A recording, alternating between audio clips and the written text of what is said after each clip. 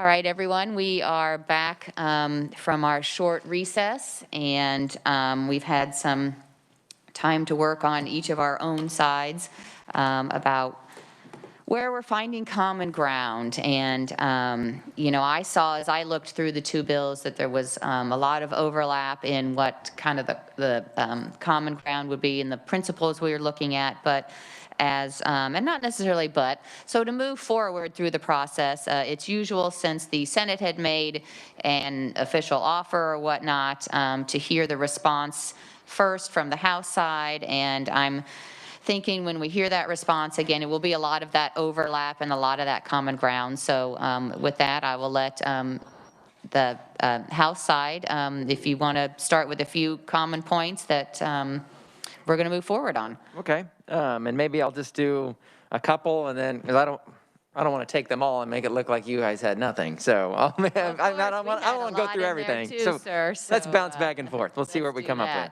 with.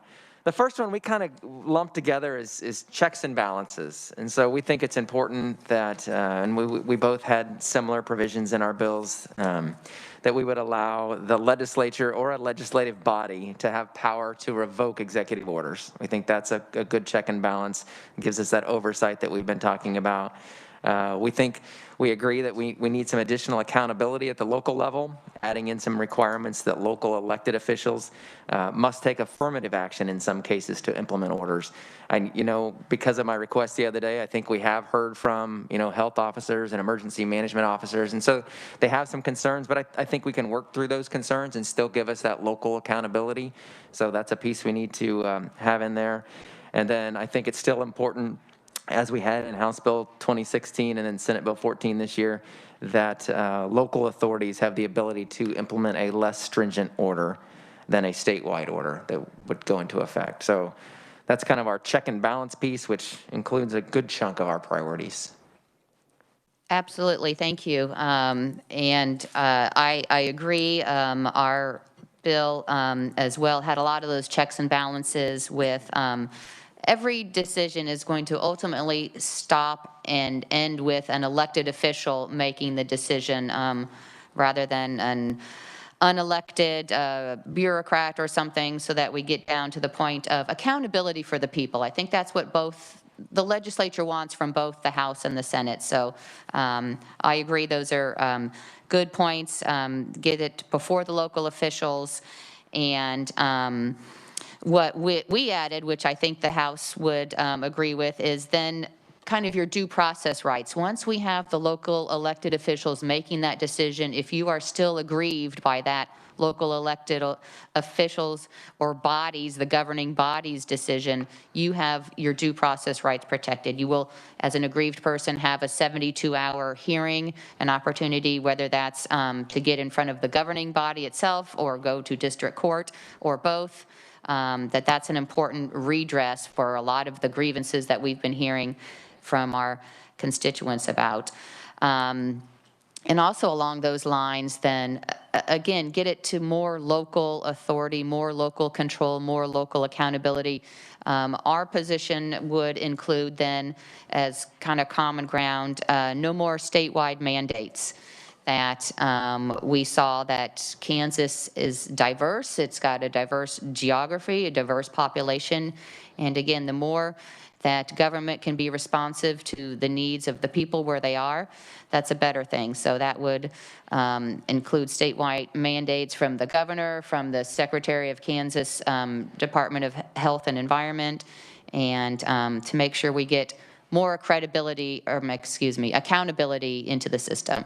So I think those were kind of two ideas that we had that we thought there was common ground on, kind of due process rights and no more statewide mandates. So certainly we agree on this, the due process piece. I think we've continued to tweak that language in your offer, and there may be some further tweaks we can make. On the mandate piece, I think we agree when it comes to certainly to COVID.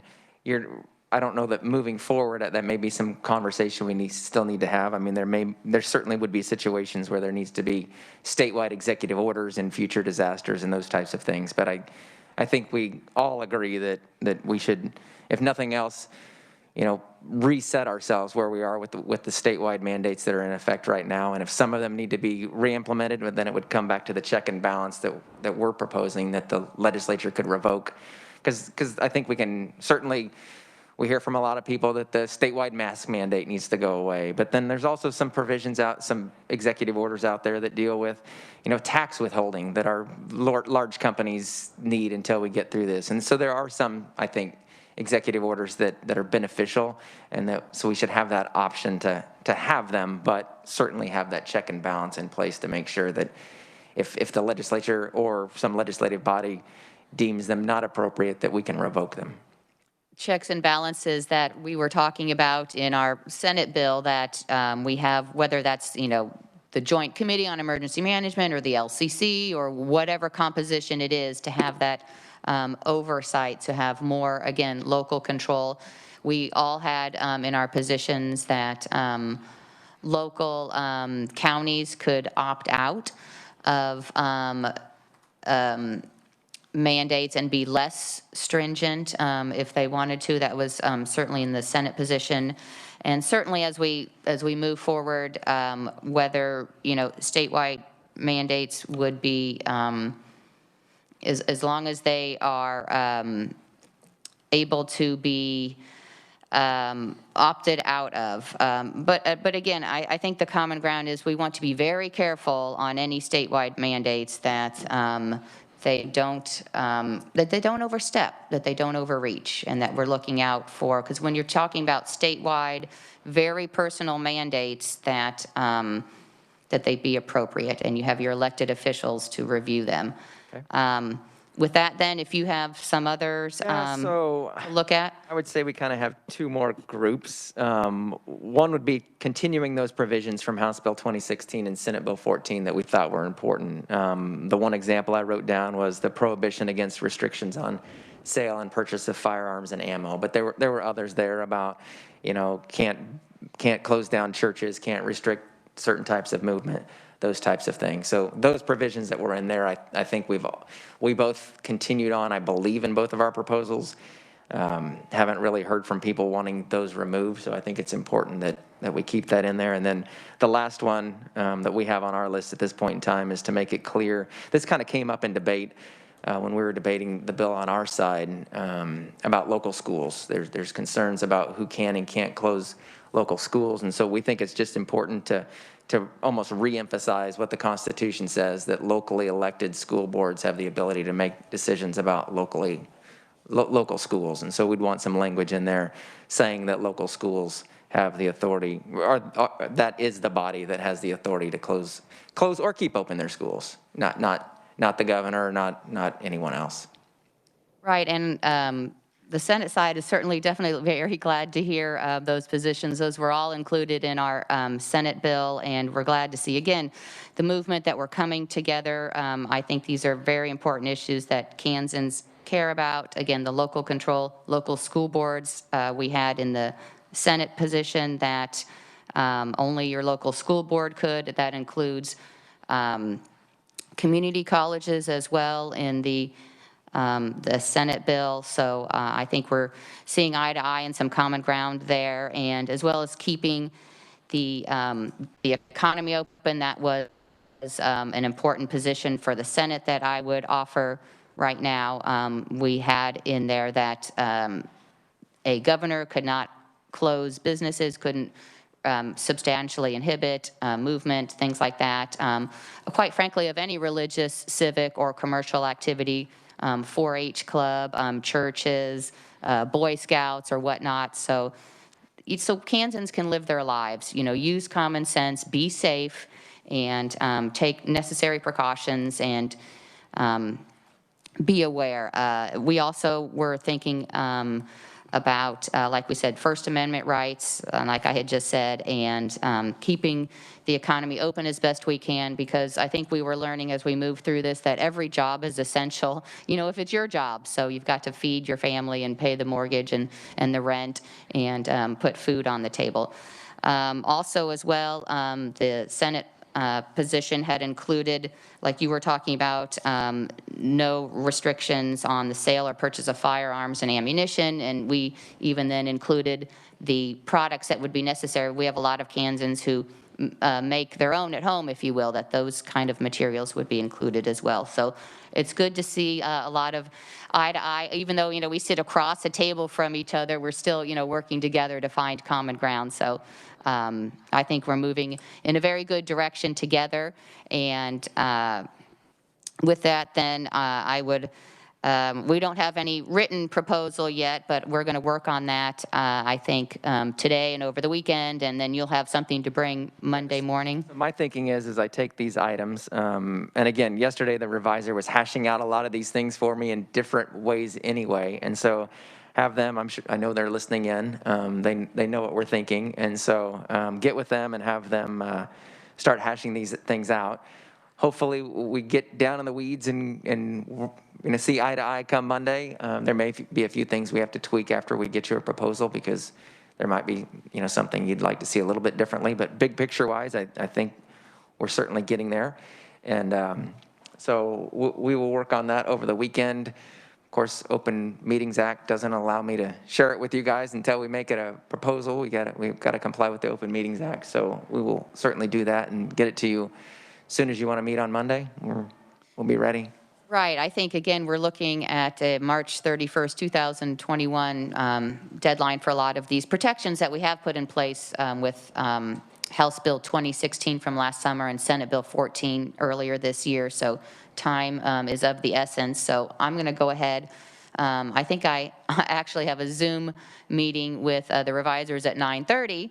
So get started on that right away. And we'll reconvene Monday morning, March 15th at 8:30 a.m. And I think we'll have this room available as well. But before we adjourn today, do you have any sort of final closing thoughts or comments? Or No, I just really appreciate the dialogue we're having and trying to find that common ground. And I think agreeing that we're going to set our proposals aside and try to come up with something that we can all agree on and not have ownership stake in, right? We're going to work together to come up with something good that's good for Kansas, both as we finish out the COVID disaster and looking forward to future disasters as well. So I appreciate where we're going. Exactly, especially as we see other states are opening and things like that. I think that's a good direction to move in. Yes, Senator Thompson, you had a comment. Thank you, Madam Chair. It's good to hear that, I think we all had the same goals in mind with this. And looking back at the old KEMA statute, as we did over the course of last year, we realized that it was not adequate to address the concerns that we had. And so this takes a lot of work and a lot of conversation, and I think we're on the right track here, particularly since future Kansans faced with a pandemic like this, maybe 20 or 30 years down the line, if we don't do this work today, they're not going to know what we faced and the lessons that we learned. And so I think this is very important, and I'm glad to continue that we're going down the right path. Absolutely. Thank you for those comments. So with that in mind and the spirit of moving together forward to come up with a solution for Kansans, we will reconvene at 8:30 a.m. Monday